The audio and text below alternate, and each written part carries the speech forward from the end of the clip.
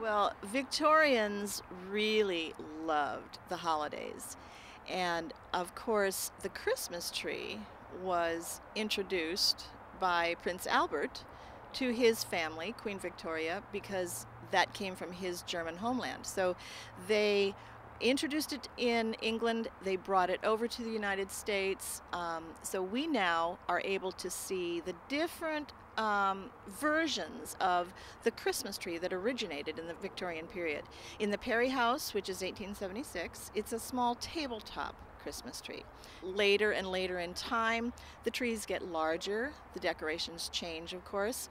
The first two houses, it's all very much handmade decorations.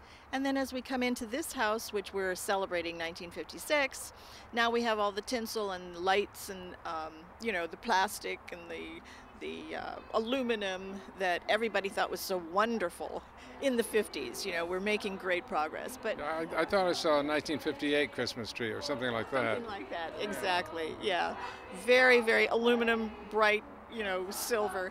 And we loved it back then, just as the Victorians loved their first Christmas trees. And they decorated with greenery from outside. Oh, jingle bells, jingle all the way.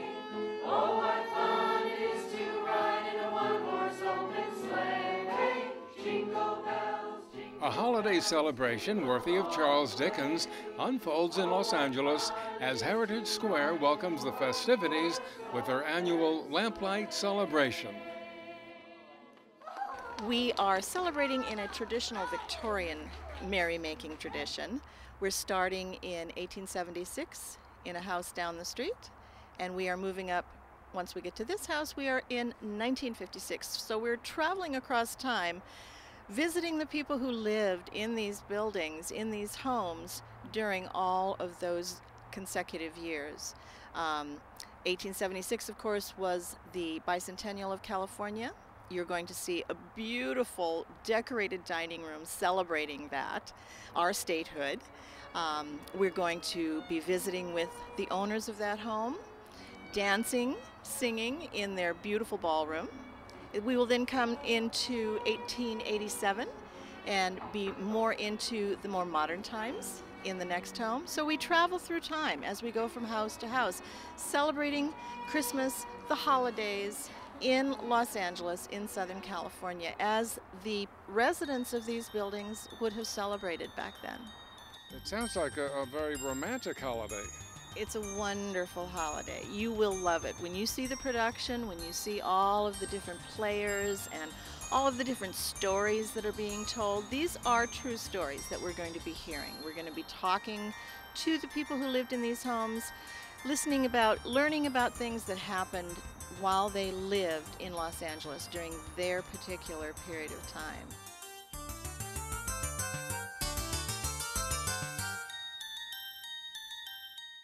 The mansions that make up Heritgage Square are the perfect backdrop for lavish holiday festivities. The tabletops are adorned with late 1800s finery, and mantels are festooned with enough festive holiday ornaments and fragrant holly to make Dickens' immortal Mr. Fezziwig proud. The adornments are the perfect blend of simplicity and elegance. They made handmade decorations. The ladies would crochet white decorations, ribbons and bows and all kinds of things that they would make from paper. And that was how they decorated their trees. But they loved bringing the outside into their homes. They loved bringing in evergreen and holly. And so that's where we started getting all of these garlands and wreaths and all of that fine greenery that we see today. It was what they loved to decorate with. And of course, the Victorians were very excessive in decorating their homes at any time of the year because they wanted to show how affluent they had become, because during that period of time, a whole new middle class is evolving. And so people want to be able to make a point of saying, look at what I can afford to buy and display in my front parlor for you to be impressed. And so they take that to the other extreme with their holiday decorations. I can't help but notice that there are some lanterns scattered about. Well, at the turn of the century, that would be the type of lighting we would have on this street. We wouldn't have electric lighting. And this being a rural community, we would have gas lamps. And that's what you see lining the sidewalk and the driveways. So they would actually be on the ground. On the ground, perhaps on poles. We have them just guiding the tours so that people can find their way. They're walking, between the lanterns so that they can find their way from house to house.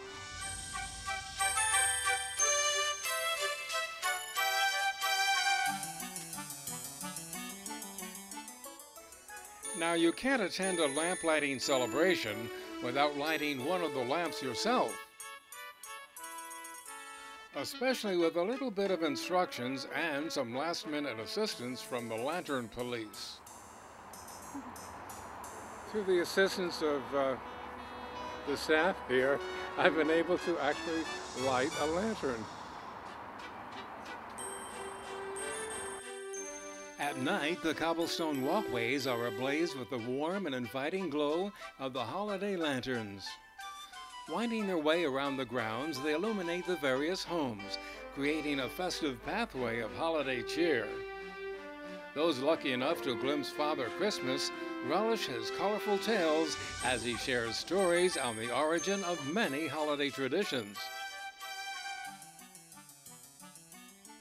And visitors stroll like carolers on Christmas Eve, going door to door in hopes of bearing witness to holiday celebrations. It is a holiday tradition that defines the very essence of how Christmas is celebrated even today.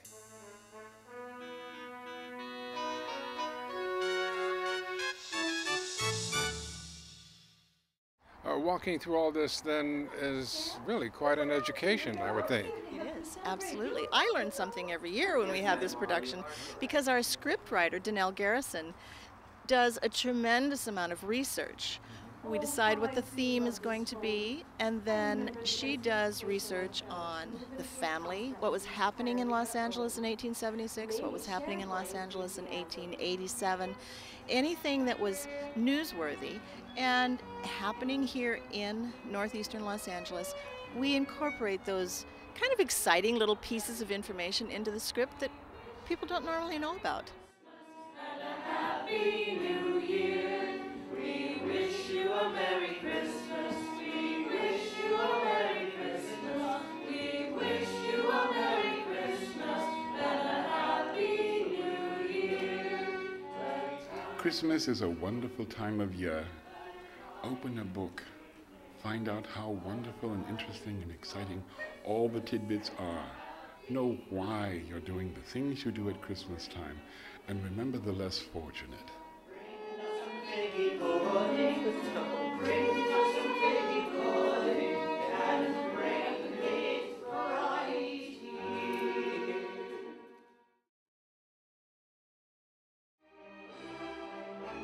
The holiday celebration continues New York style with a visit from the Radio City Rockettes.